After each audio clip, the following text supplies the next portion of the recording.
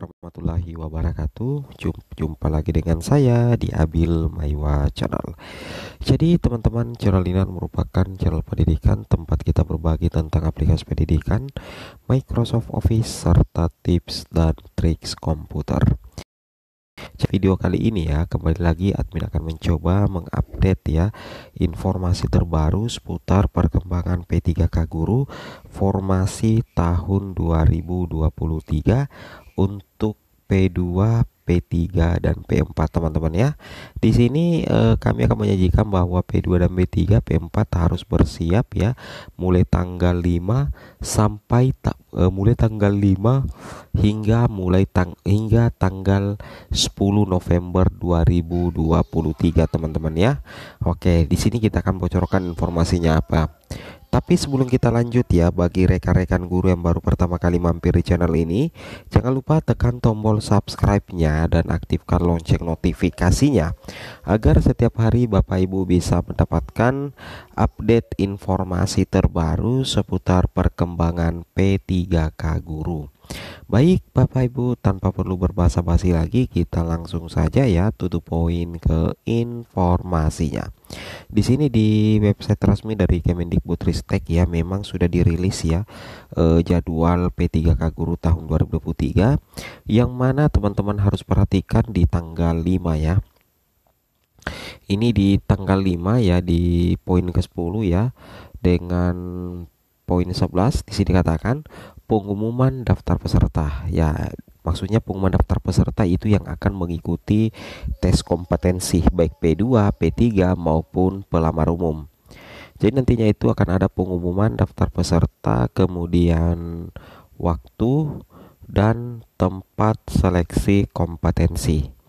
Kapan itu dimulai? Ya itu tadi, dimulai di tanggal 5 sampai di tanggal 8 November 2023.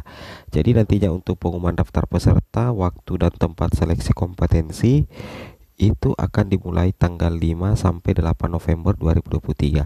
Kemudian lanjut di tanggal 10 November, rencananya itu akan dimulai tes kompetensi bagi P2 dan P3. Apakah di tanggal 10 November, 11 November, atau sampai 4 Desember 2023 bulan depan ya. Jadi istilahnya seperti ini, P2 dan P3 P4 bersiap ya mulai tanggal 5 November sampai tanggal 4 Desember 2023.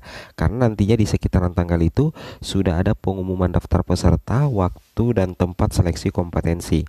Setelah itu di 10 November sampai 4 Desember 2023 itu akan ada pelaksanaan seleksi kompetensi.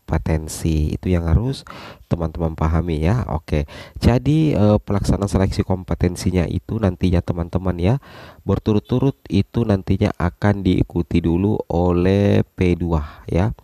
P2, P3 teman-teman. Jadi mekanisme pertama itu adalah penempatan pelamar prioritas yang memenuhi nilai ambang batas pada seleksi P3K jabatan fungsional guru tahun 2021 itu menggunakan hasil seleksi P3K jabatan fungsional guru tahun 2021 ini untuk P1. Itu mekanisme pertamanya itu adalah penempatan P1 teman-teman ya.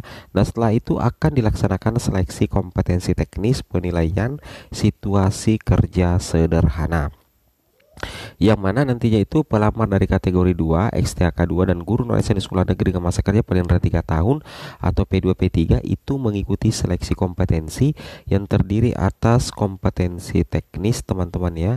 Kompetensi teknis berupa penilaian situasi kerja sederhana, kompetensi manajerial, kompetensi sosial kultural, serta wawancara. Seperti itu kira-kira ya. Itu yang harus teman-teman pahami ya. Oke.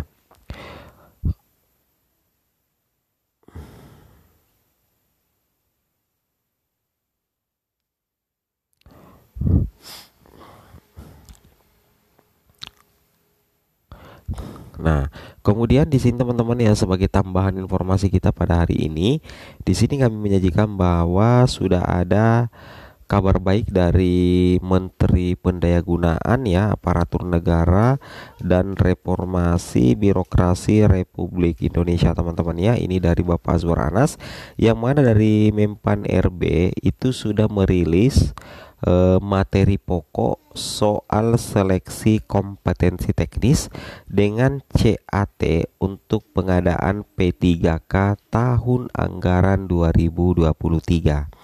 Nah, jadi di sini teman-teman ketahui dalam rangka mewujudkan pegawai pemerintah dengan perjanjian kerja yang profesional, kompeten dan melayani, maka setiap P3K wajib memiliki kompetensi manajerial, kemudian kompetensi sosiokultural dan kompetensi teknis yang sesuai dengan standar kompetensi jabatan sesuai dengan PP nomor 49 tahun 2018 teman-teman ya, tentang manajemen P3K.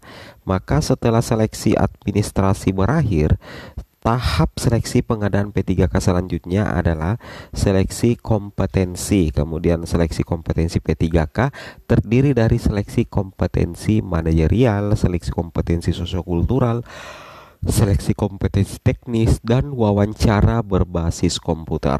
Nah, jadi ini kabar baik ya. Jadi teman-teman ketika sudah mendapatkan file ini, di situ akan ada materi pokok ya. Kira-kira seperti ini soal kompetensi teknisnya nanti untuk P3K ya tahun 2023. Saya rasa itu termasuk juga untuk P2, P3 dan pelamar umum teman-teman ya. Nah, jadi jangan meleset dari materi pokok soal ketika teman-teman belajar ya. Oke.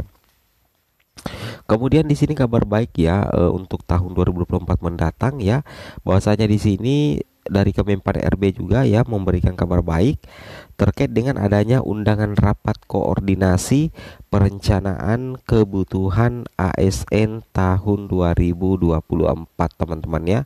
Oke, yang mana di sini dalam rangka perencanaan kebutuhan ASN tahun 2024 di lingkungan instansi pemerintah pasca Undang-Undang tentang Aparatur Sipil Negara, kami bermaksud menyelenggarakan rapat koordinasi perencanaan kebutuhan ASN tahun 2024 yang akan dilaksanakan pada hari Senin tanggal 6 November 2023 waktu pukul 8.30 waktu Indonesia Barat sampai selesai, tempat Hotel Grand Jaya, Jalan Jenderal Sudirman nomor 86 Jakarta.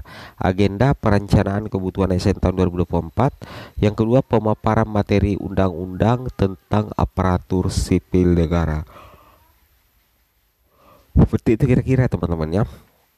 Kemudian di sini jelas sekali dikatakan sehubungan dengan pentingnya acara tersebut, mohon saudara menghadiri kegiatan dimaksud selama bersama satu pejabat yang membidani kepegawaian.